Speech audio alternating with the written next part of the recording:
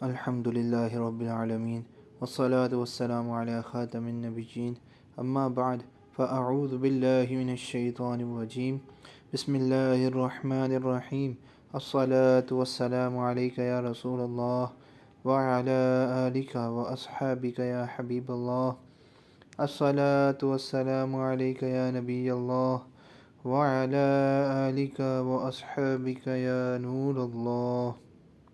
ایک مرتبہ صحابہ رسول حضرت معاذ بن جبل رضی اللہ تعالی عنہ نے باغائے رسالت میں عرض کیا، یا رسول اللہ صلی اللہ تعالی علیہ وآلہ وسلم، قرآن کریم میں ارشاد ہوا کہ روز قیامت لوگوں کو گروہ در گروہ اٹھایا جائے گا، اس کا کیا مطلب ہے؟ پیارے نبی رسول ہاشمی صلی اللہ تعالی علیہ وآلہ وسلم نے فرمایا، معاذ، تم نے ایک بڑے معاملے کے بارے میں پوچھا ہے۔ یہ کہہ کر آپ کی مبارک آنکھوں سے آنسو جاری ہو گئے۔ پھر فرمایا، میری امت کے لوگ 10 قسموں پر اٹھائے جائیں گے۔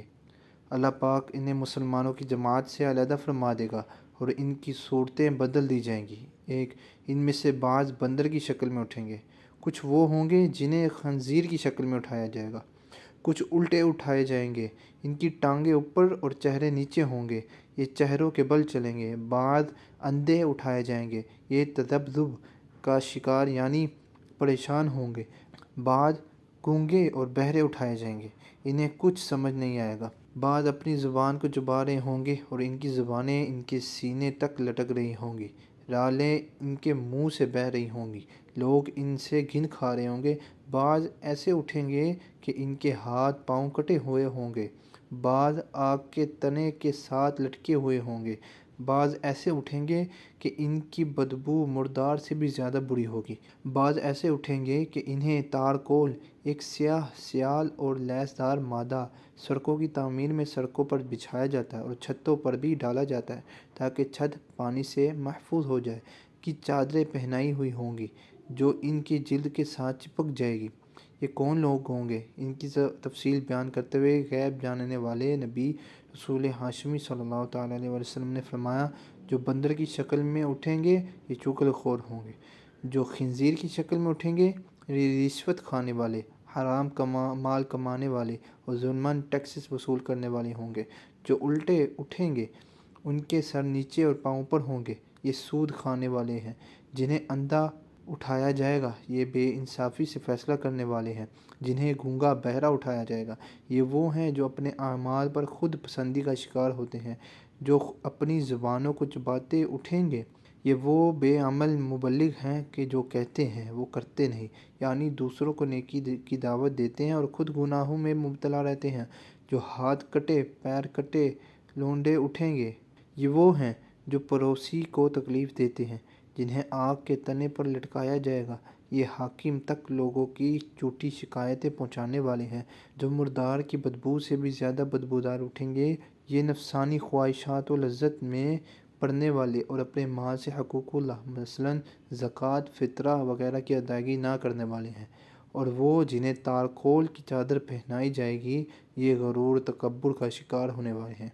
اللہ اللہ، اے عاشقان رسول، اس روایت میں بار بار غور کیجئے، اپنے آپ سے پوچھئے، کون ہے جو روز قیامت بندر کی شکل میں اٹھنا چاہتا ہے؟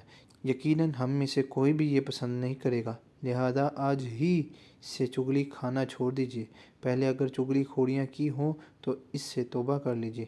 کون ہے جو خنزیر کی شکل میں اٹھنا چاہتا ہے؟ کوئی نہیں چاہتا، لہذا رشوت کھانا، حرام مال کمانا، ظلماً ٹیکسز لینا چھوڑ دیجئے، پہلے یہ گناہ کیے ہوئے ہیں تو توبہ کر لیجئے۔ کون ہے جو الٹا اٹھایا جانا پسند کرتا ہے؟ ہم میں سے کون ہے جو روز قیامت اندھا، گونگا بہرا اٹھنا چاہتا ہے؟ کون ہے جو ہاتھ پیر کٹا ہو لونڈا ہو کر اٹھنا چاہتا ہے؟ کون ہے جو اپنی زبان کو چباتا ہوا اٹھنا پسند کرتا ہے؟ کون ہے جو آگ کے ساتھ لٹکا ہوا یا انتہائی بدبودار تارکول میں لپٹا ہوا اٹھنا پسند کرتا ہے؟ یقیناً ہم میں سے کوئی بھی ایسا حشر پسند نہیں کرے گا، کوئی نہیں چاہے گا کہ مجھے ایسی بری حالت میں قبر سے اٹھایا جائے۔ تو اے میرے پیارے اسلامی بھائیو، اگر ہم ایسا حشر نہیں چاہتے، اس بری حالت میں قبر سے اٹھنا پسند نہیں کرتے، تو اس کے لیے عمل بھی تو کرنا ہوگا، لہذا آج سے ہی سود کھانا چھوڑ دیجئے۔ جو حاکم ہیں، جو فیصلے کرتے ہیں، پنچایت وغیرہ کے سربراہ بنتے ہیں، عدالتوں کے سربراہان ہیں، آج ہی سے ناانصافی پر مبنی فیصلے کرنا چھوڑ دیجیے۔ خود پسندی یعنی خود کو نیک پرہیزگار سمجھنے کی آفت سے جان چھڑا لیجیے۔ دوسروں کو نیکی کی دعوت دینے کے ساتھ ساتھ اپنی اصلاح کا سامان بھی کرنا شروع کر دیجیے۔ پڑوسیوں کو تکلیف پہنچانا چھوڑ دیجیے۔ لوگوں کی جھوٹی شکایتیں لگانے، جھوٹے مقدمات کرنے، جھوٹی FIR لکھوانے سے توبہ کر لیجیے۔ نفسانی خواہشات کے پیچھے چلتے ہوئے دنیا کی لذتوں میں گم ہو کر رب رحمان کی اطاعت و فرمانبرداری سے غفلت ہرگز مت کیجیے۔ میں کرنے، تکبر اور غرور کی آفت میں پھنسنے سے ہر دم بچتے رہے۔ اگر اب تک ان میں سے کبھی کوئی گناہ کر بیٹھے ہو تو گھبرا کر دل کی شرمندگی کے ساتھ اللہ پاک کے حضور سچے دل سے توبہ کر لیجیے، ورنہ یاد رکھیے اگر ان گناہوں میں مبتلا رہ کر زندگی گزاری، اللہ نہ کرے اگر رحمت الہی سے محروم رہ گئے تو یقین مانیے کہیں کے نہیں رہیں گے۔ اگر قبروں سے اٹھتے وقت ہمیں نشانی عبرت بنا دیا گیا تو ہمارا کیا بنے گا؟